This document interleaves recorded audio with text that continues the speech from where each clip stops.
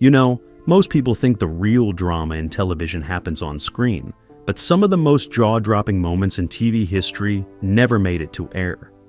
They happened in boardrooms, through lawyers, and over salary demands that would make your eyes water. Today we're counting down 9 TV stars who looked their networks dead in the eye and basically said, "Pay up or I walk." And honestly, some of them had a point, others not so much. Hi, my name is Aaron, and this is Old TV Cinema.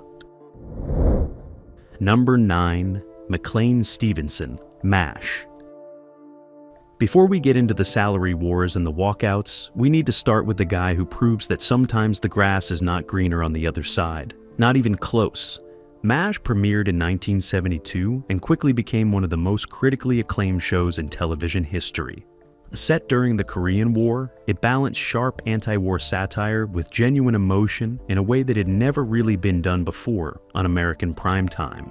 The ensemble was electric, but by 1975, McLean Stevenson, who played the lovable, bumbling Lieutenant Colonel Henry Blake, decided he was done being part of an ensemble. He wanted to be the star. He wanted his own show.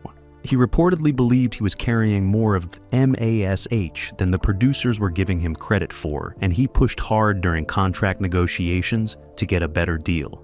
When that didn't go the way he planned, he walked. Now, here's where it gets painful. MASH didn't just survive without him, it thrived.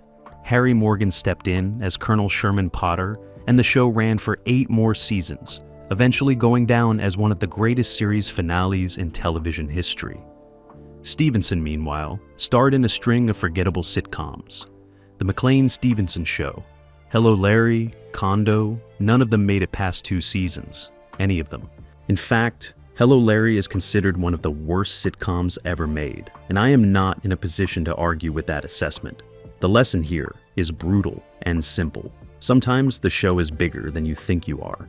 McLean Stevenson learned that the hard way and unfortunately never quite recovered professionally. A cautionary tale dressed up in army fatigues. Number 8. Farrah Fawcett, Charlie's Angels. Now, we touched on Farrah Fawcett in a previous video, but when you are making a list about stars who used contract negotiations as a weapon, you simply cannot leave her off. It would be like making a list of great TV theme songs and skipping the Cheers theme. Unacceptable. Charlie's Angels premiered in 1976, and Farrah Fawcett became famous practically overnight. The red swimsuit poster, the feathered hair, the smile. She was everywhere, and she knew it. After just 1 season, Fawcett decided she was bigger than the show, and walked away to chase a film career. The producers, as you might imagine, did not take this lying down. They sued her for breach of contract, arguing she had committed to more than 1 season, and that she had obligations she was legally bound to fulfill. The legal battle dragged on publicly, which in the pre-internet era was the equivalent of a Twitter meltdown, except in actual newspapers. The settlement required Fawcett to return for guest appearances in seasons 3 and 4, which she did, but the damage was done. The relationship was permanently strained.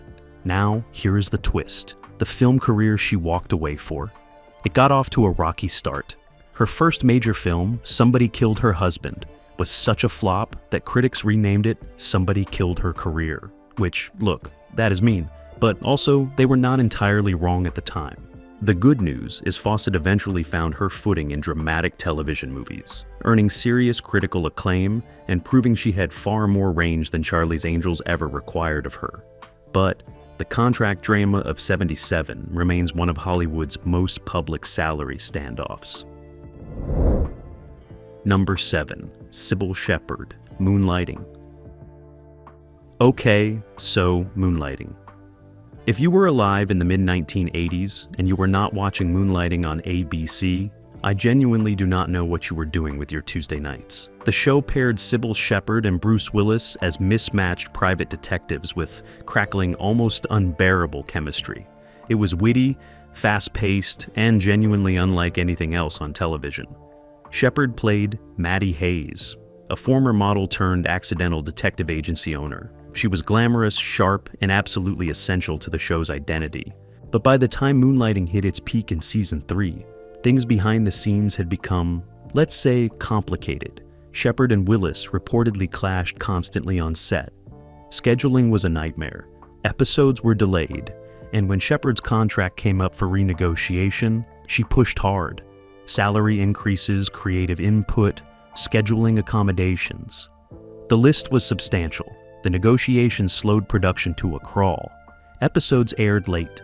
The show was bumped around the schedule so many times that viewers genuinely couldn't find it half the time. This was before DVRs, people. If your show wasn't where it was supposed to be on Tuesday at 9, you just missed it. That was it. The delays and the chaos took a real toll on the audience. Moonlighting limped through its final seasons and was canceled in 1989, a shadow of what it had been at its peak. Shepard's demands weren't entirely unreasonable. She was the co-lead of one of ABC's biggest hits, but the cost of those negotiations was paid by the show itself, and Moonlighting never really recovered. Number 6. Roseanne Barr, Roseanne. Now, this one is a fascinating case study in what happens when a star has a legitimate grievance and an iron will and absolutely no interest in backing down. Roseanne premiered in 1988 and was a massive hit almost immediately.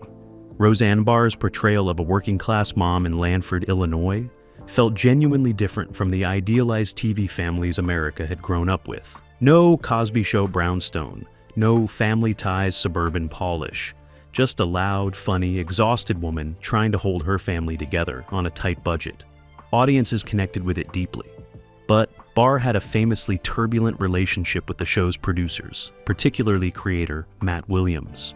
She argued repeatedly that the writers didn't understand her character, her voice, or the world she was drawing from. She pushed aggressively for creative control, which is a slightly different kind of contract negotiation than pure salary demands. But make no mistake, it was a power struggle, and Barr was not interested in losing. Over the course of the show's run, she had multiple writers fired, clashed with producers constantly, and used the renewal process as leverage to reshape the show in her own image. By the early 1990s, Roseanne was essentially running the room, whether she had the title or not.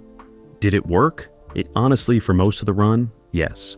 The show remained sharp and grounded and funny through most of its 9 seasons. The controversial final season, well, that is a whole separate conversation, and also possibly its own video. We'll see. The point is, Roseanne Barr understood her value, and was not shy about making everyone else understand it too. Number 5. Brett Butler, Grace Under Fire. And now we come to one of the sadder entries on this list, Brett Butler and Grace Under Fire. Grace Under Fire premiered in 1993 on ABC and was an immediate hit. Butler played Grace Kelly, a Southern single mom who escapes an abusive marriage and rebuilds her life with a sharp tongue and a lot of resilience. It was funny, it was warm, and Butler's stand-up background gave it an authenticity that audiences responded to. At its peak, Grace Under Fire was one of the most watched shows on American television. But behind the scenes, things were deteriorating rapidly. Butler struggled with substance abuse issues during the show's run, which caused chronic production delays, missed tapings, and a working environment that cast and crew described as increasingly unpredictable. When contract negotiations came around, they became entangled with all of these other issues in ways that were impossible to separate. Butler used her status as the show's undeniable center to push for more control and more money. The network was in a difficult position. The show was still pulling huge ratings, but production had become chaotic. Writers were being fired. Supporting cast members were quietly leaving. By 1998, ABC canceled Grace Under Fire after 5 seasons. The show hadn't been given a proper ending, and audiences were left with loose threads and a lot of questions. Brett Butler later spoke publicly about her struggles and her recovery. Her story is ultimately one of talent derailed by personal battles, rather than pure contractual brinkmanship. But the collision of her off-screen difficulties and her on-screen leverage created a situation that nobody involved was able to navigate successfully. Number 4. Ted Danson, Cheers. Right, so picture this. It is 1992. Cheers is still one of the most popular shows on American television. Yet, it has been running since 1982. It has won a mountain of Emmys, and its cast is one of the most beloved ensembles in sitcom history. And then Ted Danson, who plays Sam Malone, the absolute heart of the entire show, walks into negotiations and drops a number so large it nearly gave NBC executives a collective heart attack. Danson reportedly sought around $450,000 per episode. For context, that was a record-breaking ask at the time and represented a dramatic leap from his previous deal.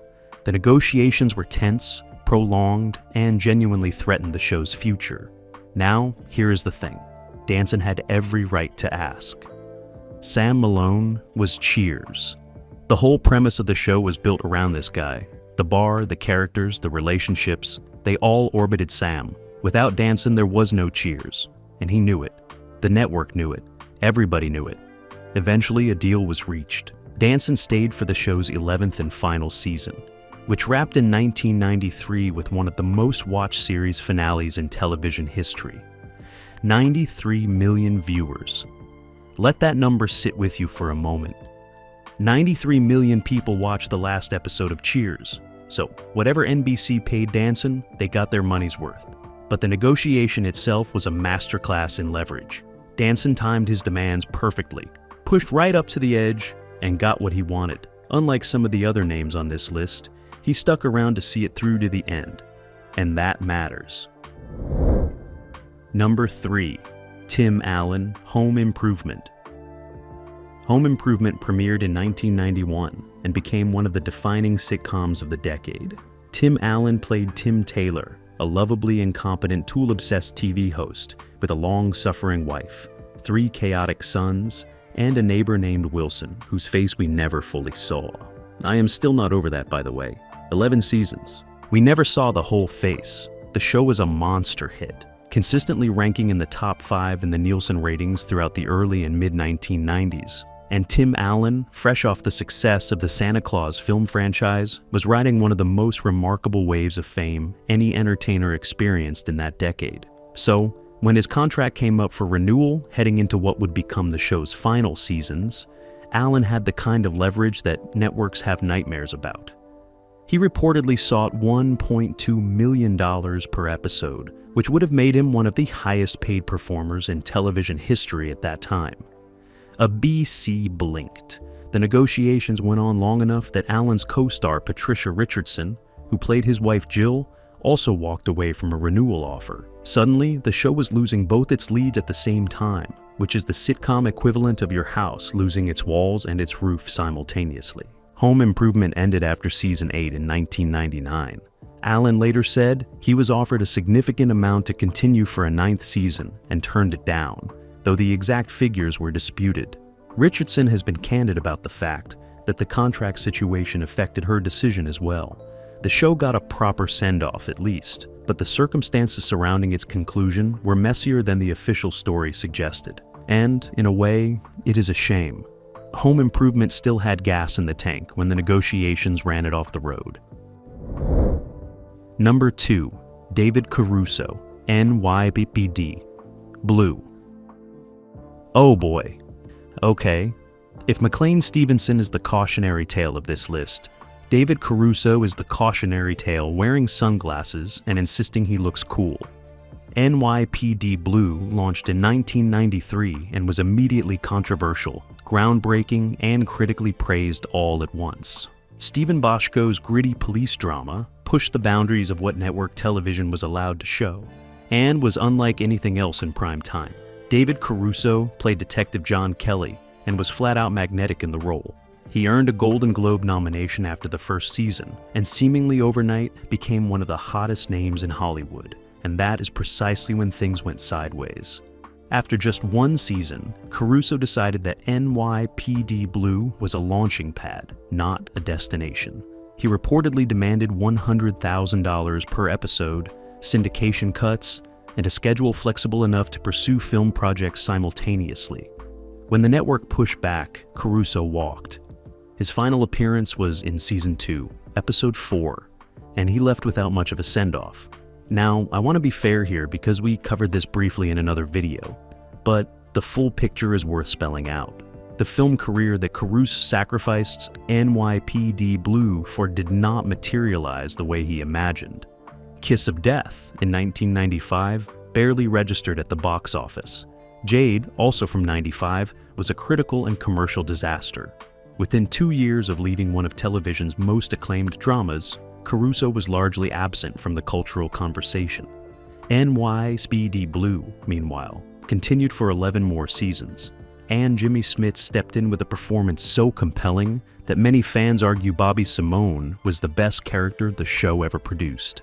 Caruso eventually rebuilt his career with CSI Miami in the 2000s, complete with the sunglasses and the one-liners that became a whole internet genre. But the NYPD Blue exit remains one of the most dramatic miscalculations in the history of television contract negotiations. A man so convinced of his movie star destiny that he torched a genuine hit show on his way out the door. Number 1. Suzanne Summers, Three's Company. And here we are, number 1. The negotiation that became so legendary, it essentially changed how Hollywood thought about on-screen talent and their off-screen value. Three's Company ran from 1977 to 1984 and was a massive ratings success built around physical comedy, misunderstandings, and a premise involving a man pretending to be gay to share an apartment with 2 women. It was a different era. Let's just leave it there. Suzanne Summers played Chrissy Snow, the dizzy blonde roommate whose comedic timing was sharper than the character's reputation suggested. She was the breakout star of the series, and she and her husband manager Alan Hamel knew it. By season 5, Summers wanted to jump from $30,000 per episode to $150,000, putting her on par with co-star John Ritter. And honestly, given the show's ratings and her contribution to them, the ask was not unreasonable. But here is where it got theatrical. When the network rejected her demands, Summers began refusing to appear on set for full tapings. Instead, she would phone in her scenes, and I mean that almost literally. She would appear briefly via telephone, her voice coming through while the other cast members reacted. It is one of the strangest production workarounds in sitcom history, and it somehow actually aired on television. The network responded by writing Chrissy Snow off to Fresno, California, supposedly to care for her sick mother.